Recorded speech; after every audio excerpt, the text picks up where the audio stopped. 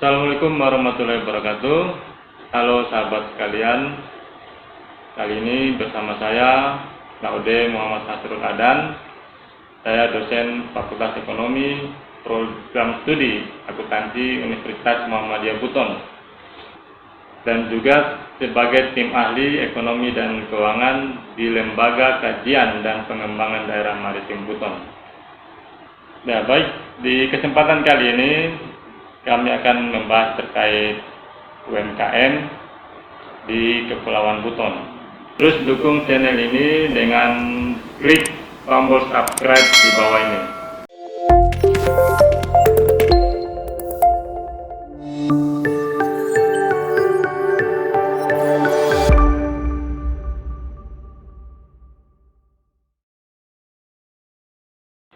Ya, mungkin teman-teman atau sahabat sekalian sudah sering mendengar apa itu UMKM, yang biasanya kepanjangan dari usaha mikro, kecil, dan menengah. Nah, kalau kita berbicara dalam Undang-Undang Nomor 20 Tahun 2008, usaha mikro adalah usaha milik perorangan atau badan usaha yang memiliki kriteria berdasarkan peraturan. Nah, jadi memang ada kriteria yang diatur dalam Undang-Undang Nomor 20 ini.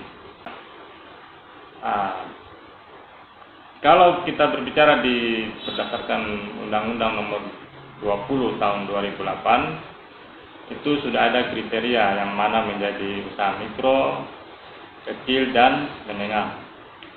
Nah, adapun kalau dalam Undang-Undang 20 itu yang masuk kategori usaha mikro, yaitu kekayaan bersihnya paling banyak 50 juta.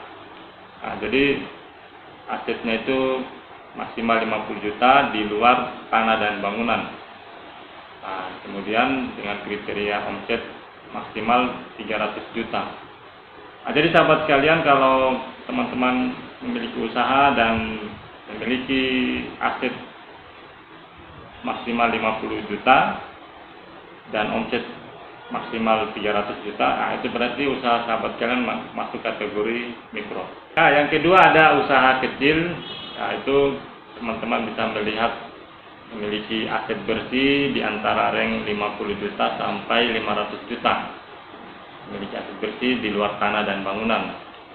Kemudian omsetnya 300 juta sampai maksimal di 2,5 miliar. Ya, yang ketiga ada usaha menengah dengan memiliki kriteria aset bersih itu di atas 500 juta sampai 10 miliar. Kemudian memiliki omset per tahun itu 2,5 miliar sampai dengan 50 miliar per tahun. Jadi kalau teman-teman atau sahabat sekalian memiliki usaha sudah penjualan per tahunnya itu lebih dari 50 miliar, nah itu berarti sudah masuk kategori usaha besar. Ya, jadi untuk sahabat-sahabat yang sedang menonton video ini dan sebagai pelaku usaha UMKM, mungkin bisa komentar berapa omsetnya atau apa usahanya, sehingga kita bisa melihat perkembangan di usaha UMKM di Kepulauan Buton ini. Ya, kalau kita berbicara UMKM, memang di lapangan kita berdiskusi dengan sahabat-sahabat UMKM bahwa mereka memiliki beberapa permasalahan. Namun kami melihatnya ada 3 pokok yang menjadi masalah utama dalam UMKM ini. Pertama itu terkait permodalan, kemudian pemasaran, yang ketiga produk atau biasa juga dalam artian kemasan produk itu sendiri. Nah, karena kalau 3 ini yang menjadi kendala sehingga perlu pendampingan dari pemerintah. Terkait masalah permodalan, kami sebenarnya juga kaji atau melihat atau berdiskusi juga dengan teman-teman di perbankan. Memang ada yang namanya itu pinjaman kredit usaha rakyat atau KUR. Nah, itu dia memang bunganya cukup rendah, yang kurang lebih 6% per tahun. Nah, itu teman-teman UMKM bisa mengakses itu. Nah, tentu memang memiliki persyaratan harus memiliki usaha, tentu harus memiliki agunan.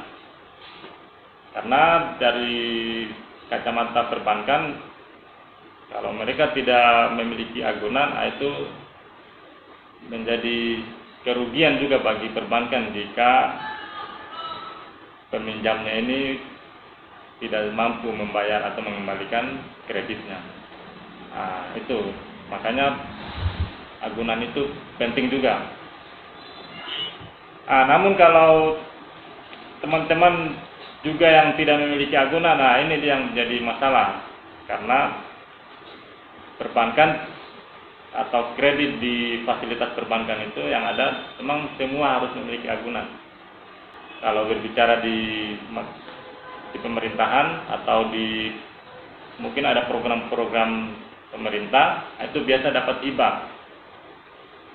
Memang di Kota Bau-Bau beberapa tahun kebelakangan ini banyak juga teman-teman UMKM yang memperoleh dana hibah dari Kementerian Koperasi dan UMKM. Itu kan merupakan akses permodalan juga. Tentu diseleksi yang memenuhi kriteria. Nah, itu tadi kita berbicara permasalahan tentang permodalan. Yang kedua, kalau kita mendengar dari teman-teman UMKM ini, mereka akses pemasaran begitu. Nah, tentu sekarang ini ada yang online maupun offline.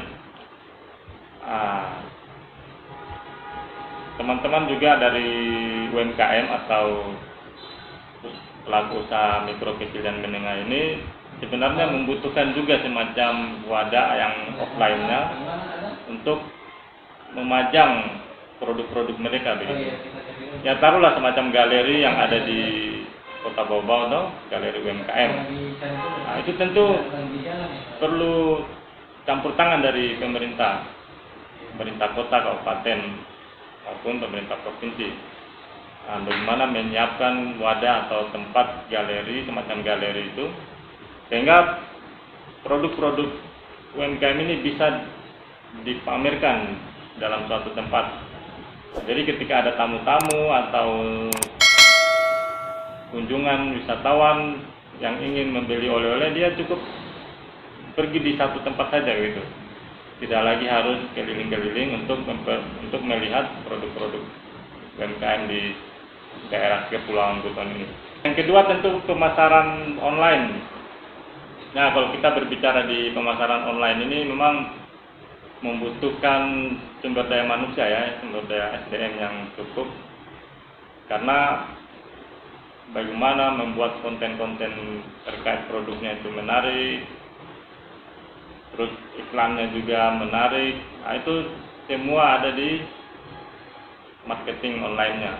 Jadi kalau pemasaran di saat ini kita harus memadukan antara pemasaran online sama offline, itu memang harus jalan juga.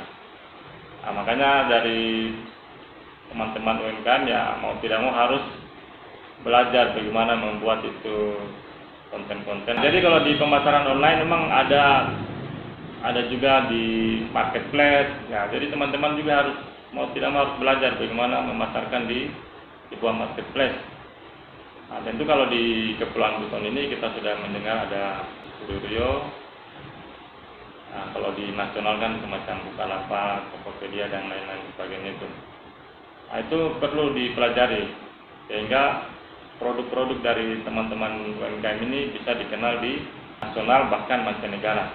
Yang ketiga tentu ada permasalahan yang dihadapi teman-teman UMKM adalah terkait kemasan produk. Ini juga penting ini. Bagaimana produk-produk UMKM Kota Bau-Bau khususnya atau teman-teman di Kepton itu bisa menarik. Jadi kemasannya itu harus menarik sehingga orang itu tertarik juga untuk membeli produk kita.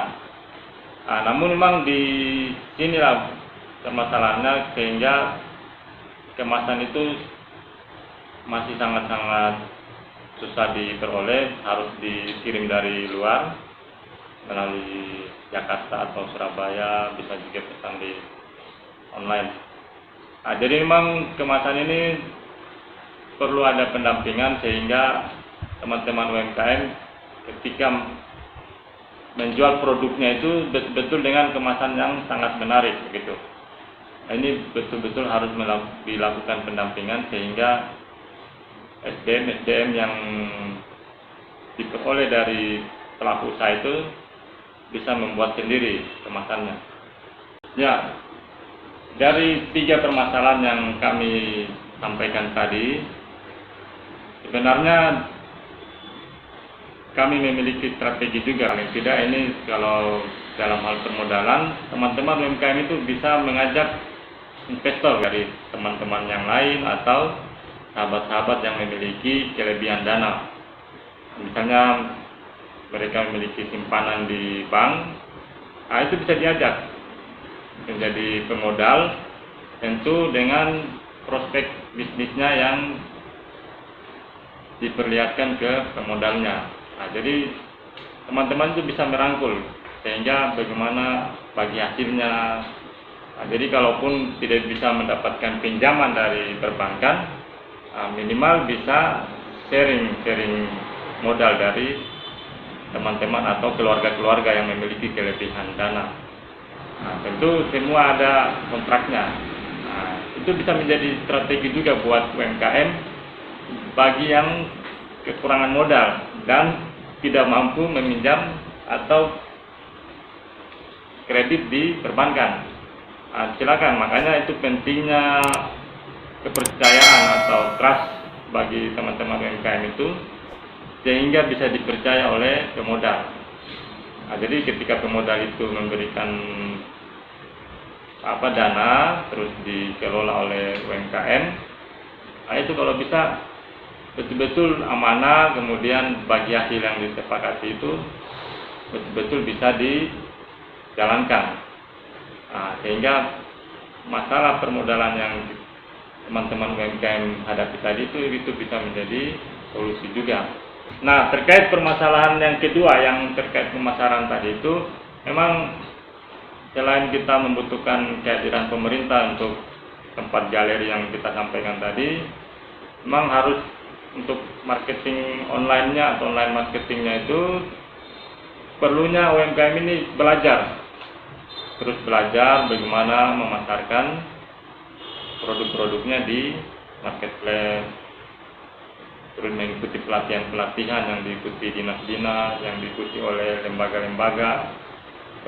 Harus belajar terus belajar sehingga kemampuan memasarkan di dunia online atau di digital marketing itu teman-teman bisa mampu untuk memasarkan produknya. Terus yang ada permasalahan ketiga yang kita sampaikan tadi bahwa kemasan produk juga menjadi keluhan dari teman-teman UMKM. Memang ya pentingnya kita berforum begitu kan. Nah, jadi seperti di Kota Boboy ada forum UMKM. Nah, di situ teman-teman bisa menanyakan kemasan-kemasan, beli di mana, terus bagaimana model kemasan yang bagus, yang cocok buat produk-produk. Nah, itu perlu berdiskusi sama teman-teman sama UMKM. Nah, jadi teman-teman UMKM ini kalau bisa belajar terus bagaimana mengembangkan produknya, bagaimana melihat atau mengetahui kemasan-kemasan yang menarik dan cocok buat produk-produk teman-teman UMKM itu sendiri. Ya, demikian apa yang bisa kami bagikan ke teman-teman sahabat sekalian. Bagaimana tadi itu apa itu UMKM, kemudian permasalahan-permasalahan yang biasa dihadapi teman-teman UMKM, kemudian ada tadi strategi yang kami sampaikan. Jadi bagi yang memiliki permasalahan yang lain bisa komentar di kolom chat, kemudian like, tentu share di teman-teman UMKM sekalian. Dan jangan lupa subscribe channel YouTube ini. Terima kasih.